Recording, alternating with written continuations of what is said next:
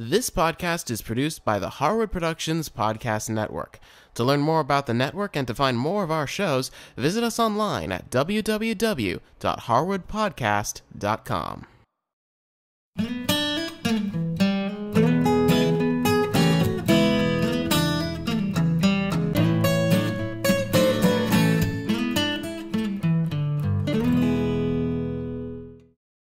Hi, it's Cindy Harris, and welcome back to Soups On. You know, a long time ago, I used to work in San Francisco, and there was this place that made the most amazing tortilla soup. And so I've made it one of my life's missions to recreate it, and here it is. So you can make it at your house, too. Now, the first thing we do is get our soup pot out and put a couple of tablespoons of olive oil and get the heat on medium-high. Then I get about a pound or so of these chicken tenders, they call them. They're basically just sliced chicken breast meat. And I put that into the olive oil, and I want to start browning those off.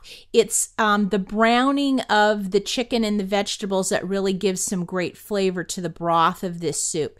So once I get the chicken in the pan, I do want to season it with salt and pepper. I like to season along the way when I'm cooking instead of just at the end. And then all you do is you just keep moving the chicken around, but you do want it to brown. It takes about, 4 or 5 minutes. Now you can see I'm starting to get a little bit of color on the chicken, which is great, and I'm starting to see a little bit of that dark color on the bottom of the pan, which is also what I want. So I'm just going to take the chicken out, and I'm going to put it on a plate, and then I'm going to move the pot off the stove for just a moment because I want to go ahead and I want to cut that chicken up.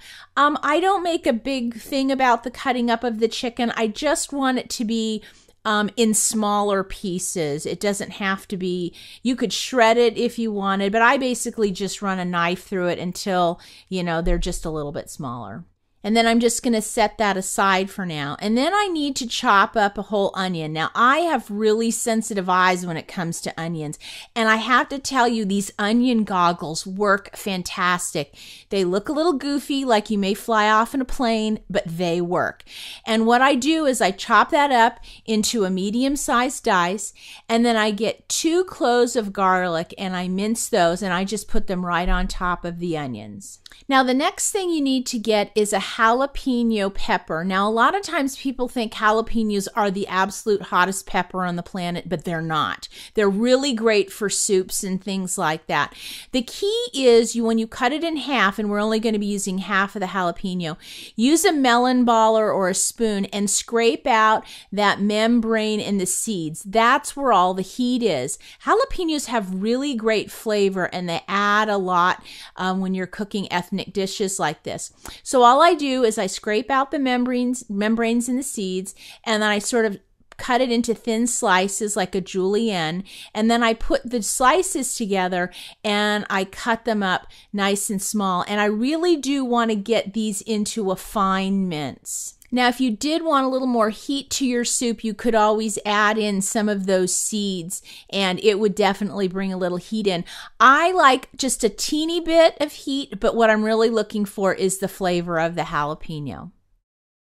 Now I'm going to go back over to the stove. I'm going to put my soup pot back on a medium-high heat, put just about 1 tablespoon of olive oil in, and then I'm going to get my onions, my garlic, and my jalapeno, and I'm going to go ahead and put that into the pan. Now we're going to want to saute these until they're lightly brown, so you're going to want to stir them every now and then. Now, while our onions and garlic and jalapenos are sauteing, I'm getting some fresh oregano. Now, I have my little oregano plant that needs a haircut. If I didn't have any fresh oregano, you could use dried.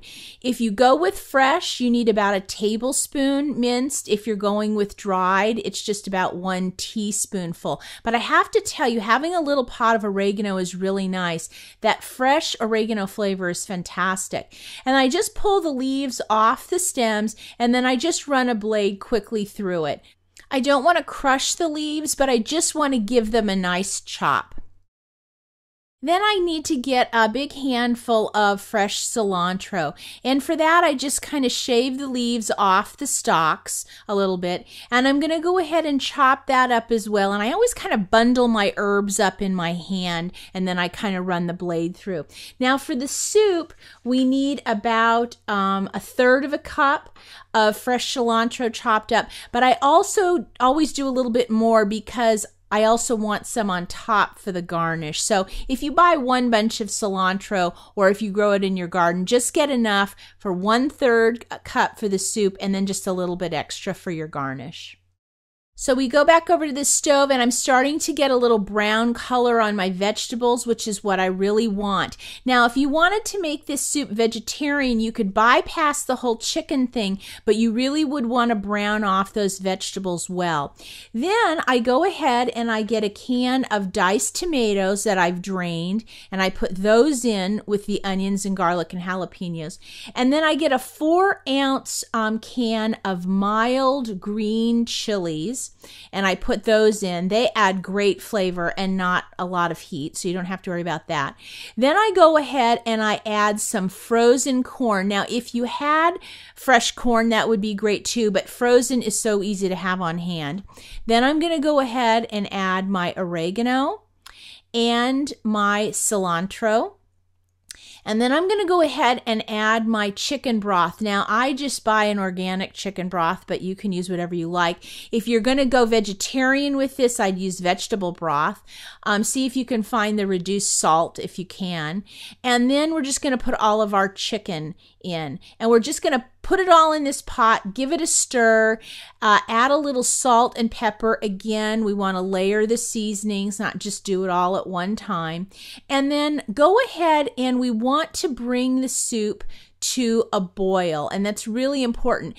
Everything is pretty much cooked in the soup right now, but we need to give it a little time for those flavors to get together and intensify. So once you start to see it coming to a boil, then go ahead, turn the heat down low, put a lid on it, and then just let it hang out on your stove for about 20 minutes to a half hour. Now, when it's done, and your house is going to smell fantastic, bring it on over, and this is how I put it together. Before I start dishing the soup up, I like to take one lime, and I like to squeeze all the juice of it out into the soup. I don't know what it does, but it just makes the flavor fantastic. Then I go ahead and I spoon it out into each bowl. And if you remember when you're ladling, if you ladle, dip the bottom of the ladle and then bring it over to the soup, it doesn't drip quite as much, if at all. So I go ahead, put that in the bowl. Then I top it with some corn tortilla chips. Now, you could make your own if you'd like, but I found these strips at the grocery store. Then I put a little pinch of some shredded jack and cheddar cheese that I've done up, and then just a little sprinkling of cilantro on the top. You know, my husband says that I make the best soups around, and last night when we were having this for dinner, I kept thinking, oh my gosh, I love this soup. It is just like what I used to have in San Francisco. I also told my son he should learn how to make this too because it comes together so easy and it tastes delicious. Now, if you'd like to get the recipe, just go to our website and visit the Soups On show notes. I've got the recipe there for you. And of course, if you have any questions, please send me an email. I'll see you next time.